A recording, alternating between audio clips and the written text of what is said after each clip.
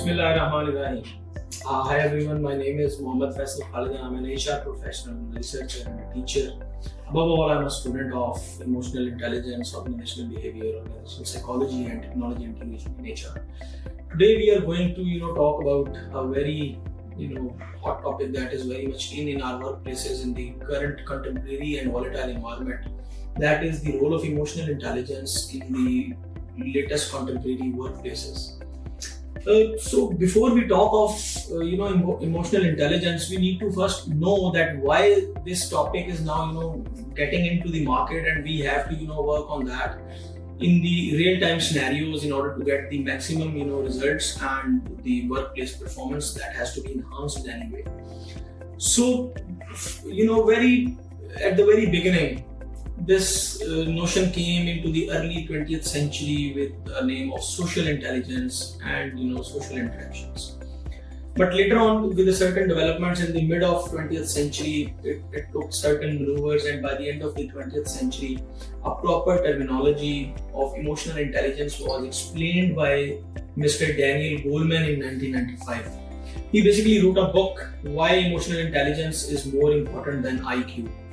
So this was the turning point where the workplaces and the organizations, they started to develop an acumen about the emotional intelligence, its impacts and implications on the leadership styles, and the impact of these areas and the components of emotional intelligence onto the productivity of an organization.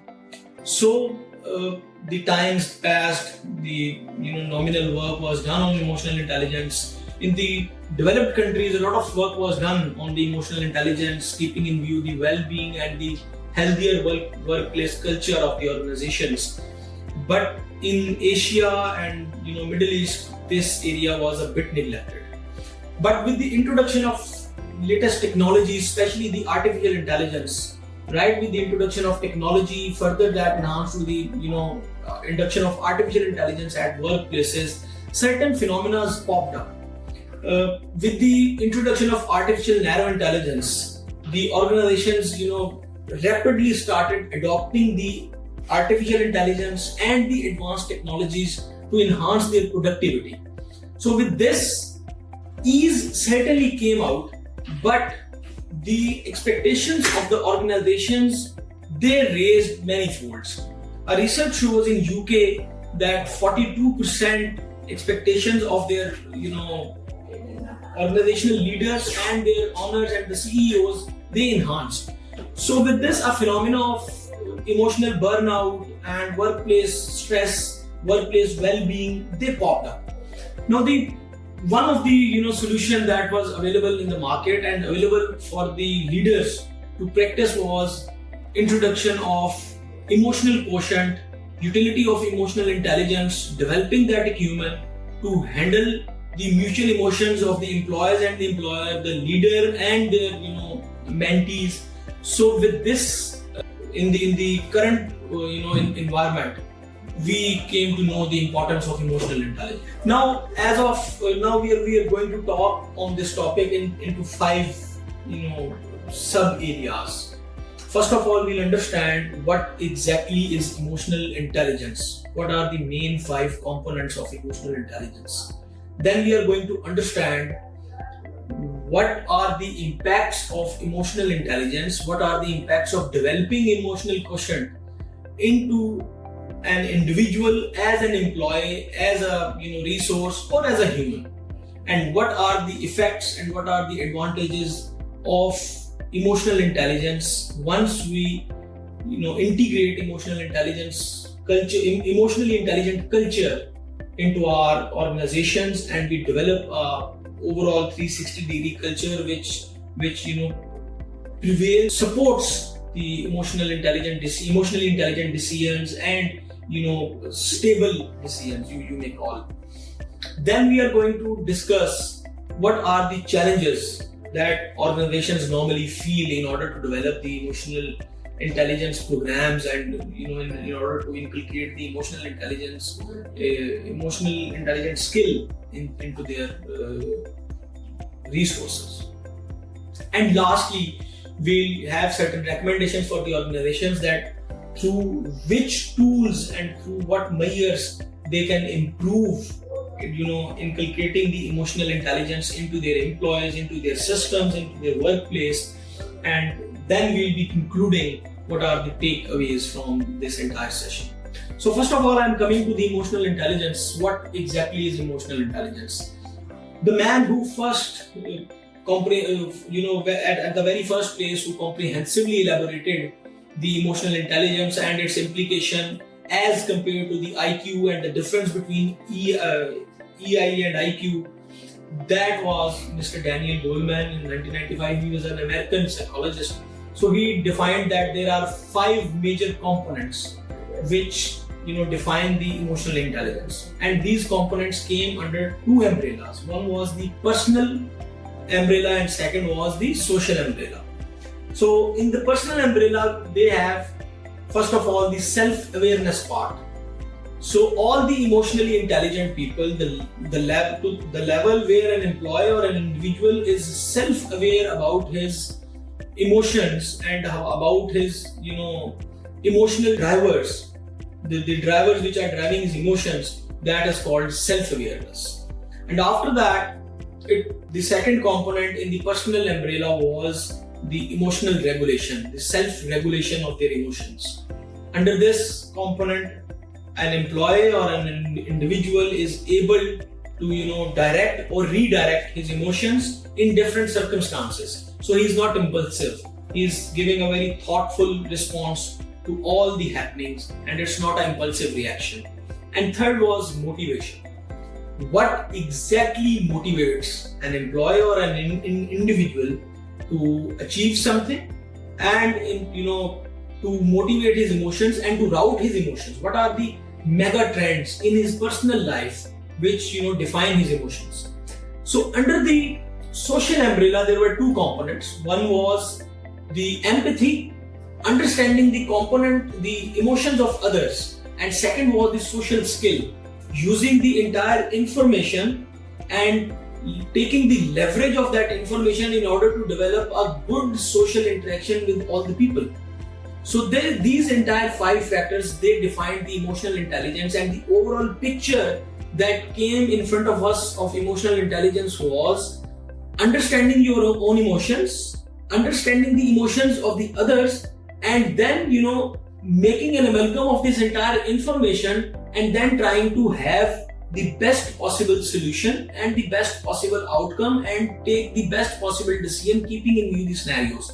With this I came, I'll quote a very important line from the same very book that I mentioned earlier, that there are primarily 2 types of brains.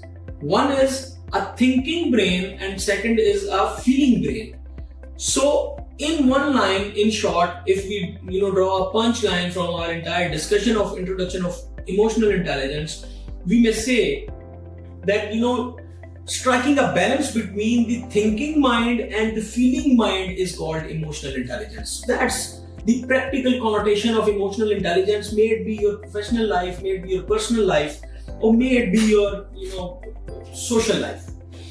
So now coming over to the second part, what really is cultivated out of emotionally intelligent people who have a higher quotient of emotional intelligence, and those people who primarily lack into this capability. Because there was a time, in initial times, it was always said that it is good to have emotional quotient, but now is the time. It's a must-have skill that has to be developed, because it's a variable thing that can be developed anytime in the practical scenarios. So with the fast-paced environment, with the introduction of 4th industrial revolution, the artificial general intelligence is going to make its path in by 2026 or 27. So with all these scenarios, the workplace dynamics are changing. The global economic mega trends are changing. They are shaping the new workplaces. So emotional intelligence is a must-have skill that has to be developed in order to create a productive and a healthier work culture in your organizations. So with this, I come to the individual traits and the individual benefits that an emotionally intelligent person cultivates. First of all, it improves the overall leadership ability of an employee, because every employee at one point in time has to be a leader at some time of his life, and he certainly aspires to become a good leader. So for that, emotionally intelligent leaders are always competitively better than the less emotionally intelligent leaders. So it certainly polishes your leadership skills. One. Second, if we see with the practical lens, the only difference between a head boss or a leader is their ability to deal the situations, scenarios, and conflict resolutions, and find out the solutions, the best possible solutions from the worst possible scenarios. So with the emotional, with a higher emotional quotient, the best part is that you do not get impulsive. You stay cool, you stay calm, you appreciate the entire scenarios from different standpoints. First you understand your own standpoint, then you go to the other person's shoes and you try to understand his standpoint, and then with a very well known and very well understood comparison of both standpoints, you try to draw a amicable solution. So it's a big trade that can help you to resolve the solutions. So by now we have started developing that from the strategic point of view, and now we are shifting to the operational point, and we are trying to understand how emotional intelligence is a must-have skill to be able to understand the strategic goals and achieve them, the operational connotation, and then the implication of these things, their impacts and their outcomes. That is very important. The outcomes and then the impact, certainly. Now, with this, I come to the third point, that is emotional intelligence is very important to build a team. How? A team who will be afraid of impulsive reactions against all the mistakes or the goods or bads or whatever action that is happening. So they'll not be able to gel in, they'll not be able to form a cohesive team. So an emotionally intelligent person will be able to be introduced as a leader who can develop a very good team. That's very important. Now, change management.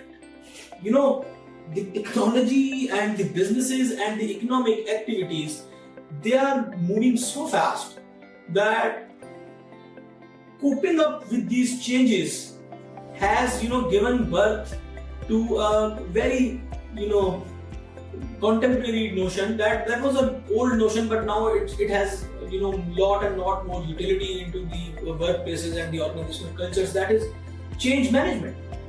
So change management is not a job that can be done by an impulsive person who is not emotionally stable and balanced to understand the challenges, the opportunities, and then try to take baby steps very patiently with the team, stabilizing his emotions and stabilizing the emotions of his entire team, and trying to focus on the results and getting the results out of those scenarios. Now with this, I come to the overall impacts that an organization will enjoy in terms of productivity, in terms of their culture, in terms of their organizational competitive advantages by inducting the emotionally intelligent employees, or creating a culture that is promoting the emotional quotient. First of all, the biggest challenge that today's workplaces they are facing, retention. Now is the time the Gen Z is operating in our workplaces, and the biggest problem they are facing is workplace bullying, workplace harassments. They are all driven from the impulsive reactions of their seniors or their colleagues or their comrades. So an organization who develops an emotionally intelligent and emotionally rich and emotionally stable workplace culture, they'll have better chances of retaining the top talent or retaining the best possible talent. Second, employee satisfaction. once the employees know a mistake is a mistake, it's not a crime. They'll not be bullied for that. They'll not be, dealt unjustly by the wits of the people or by the gut feelings of the people, merely the gut feelings of the people. So they'll be more satisfied towards their work, and they'll be able to work with a peace of mind, so that a mistake will become a learning, not a crime. Now I come over to the most important point that is being discussed globally, and now it is being discussed in Pakistan also. The organizations will be able to create a healthier work culture that is always promoting the well-being of the employees. Because once an organization is emotionally stable and balanced, the people working in the organization, they are stable in terms of emotions and their reactions to all the actions. So that will eventually promote a peace of mind for the employees and the learning opportunities for the employees to learn from different happenings, positively or otherwise. So that will give that will promote a culture of a stable culture in the organization, a culture of mutual care and well-being in an organization. So coming over to the last point that organizations will enjoy is a better employee value proposition. Now is the time people do not really worry about money. That's a major factor. But after that, the biggest factor that comes is the workplace culture, workplace environment, the seniors. You must have heard this very famous quote: people don't leave the bad workplaces, they leave bad bosses, they leave bad leaders. So that is the problem. There are no leaders. Leaders are always good, but they leave bad bosses. That's the reality, that's the truth. Now coming over to the challenges, like we have established this point, there are certain benefits for an employee, for an individual in his social, personal, professional life, and the organizations can also cultivate a lot of benefits from their ventures, which are promoting the emotional quotient and promoting the emotional intelligence in their employees and their resources. So what are the challenges? The biggest challenge that they face is the diversity. Not really the diversity. Diversity promotes the emotional intelligence, but the diverse work cultures. Diverse cultures are a challenge, because emotional intelligence is such a complex, measurement that you really cannot measure tangibly. We have tools, which evaluate your emotional quotient, but they are from different standpoints. Your personal traits, 360-degree evaluation, the behavior traits, and the social traits, that can be different tools. The problem is emotional intelligence is defined differently in different cultures. Their social, customs and the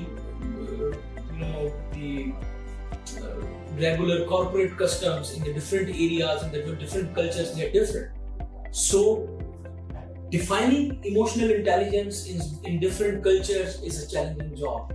And the second challenge that I have mentioned earlier also, evaluating or measuring emotional intelligence of an individual or emotional stability or emotional balance in an organization is a tricky job, because there are tens of tools to evaluate the emotional quotient of an employee in different scenarios. So trying to reduce the uncertainty is a tricky job. That's a challenge. So it needs a comprehensive understanding of the emotional intelligence and the emotional quotient to really lead to a very valid and a reliable solution. So that is very important. Now, the last challenge that we usually face, that is always in the training and development of an organization, I tell you, is continuity. Gentlemen, we have always talked about, ladies and gentlemen, we have always talked about the hard skills. They are very easy to manage, they are very easy to inculcate, they are one-time measured. You give a training and that hard skill is developed, they know it, and they are going to replicate it. Obviously that can be polished further, but that has to be replicated. But emotional intelligence and the other soft skills, they are soft skills certainly, so they are very subjective. So leaving this notion that having one session of emotional intelligence, having 2 sessions on emotional intelligence will be sufficient. No, that's not the case. That's really not the case, because emotional intelligence is a continuous job. Inculcation of emotional intelligence is a continuous job. Scenarios are changing every time. The models are changing every time. The circumstances are changing every time. So we have to create a continuity in terms of inducting the emotional intelligence skill, the skill of emotional balance into the people. So these are the 3 challenges that I can save of right now. We can discuss many other challenges in the comprehensive sessions, but with this I come to certain conclusions and recommendations for the organizations, because by now we have established that even I myself have done some researches and they're published. We have established that emotional intelligence always complement resilience, it complement employee engagement, and eventually it complement overall the work productivity and work performance of the organization and the employees. So this point is established. Now coming over to the recommendations, how really an organization can enhance the emotional quotient in their employees and the organizational systems overall. So first, we can always add the emotional intelligence tools in our screening processes, in our selection processes, in our recruitment processes, so that we are sure that we are having the emotionally balanced and those employees whose emotional quotient is relatively better than the market benchmarking. So you are ultimately achieving a competitive advantage in this area. So that is very important. Second, in the training and development calendars and training and development programs of an organization, the emotional intelligence should be a mandatory part. Like anyone who is going through the leadership development program, he should have a complete module of different aspects and different components of emotional intelligence. So that will certainly, inculcate the emotional quotient into your employee who is going to adopt or who is going to take over a higher position in the organization, and through his emotional quotient, the emotional intelligence will travel down to the line in his subordinates, and overall a better shape of the emotional intelligence, a better picture of emotional quotient will prevail in the organization. So this is what I really mean about that how you can add in the training and development strategy of your organization the emotional intelligence courses and their modules. There are a number of modules available, there are a number of techniques available to inculcate. We can utilize them. They are available on open source, they are available on targeted resources that we can always adopt. Now coming over to the next part, performance management. Every year organizations go through different performance management sessions, and performance management is done every year, or maybe at some organizations it is done quarterly and it is done half yearly. So adding a complete KPI related to emotional intelligence, the way people interacted, the way people collaborated, the way they were resilient in different scenarios, and the way they were balanced in different scenarios, that will certainly prevail a culture, and that will certainly push a culture of remaining emotionally intelligent and developing this skill of emotional intelligence into the peers and the top management and the middle management and everyone in the organization. So with this I'll conclude that the changing scenarios and the difference between a thinking mind and a feeling mind, and with the volatile situations of the workplaces, we have to develop the emotional quotient into our employees, into our processes, into our SOPs, into our strategies, in order to achieve a sustainable competitive advantage within the organizations. So I thank you all, and if you guys have any question, you are more than welcome.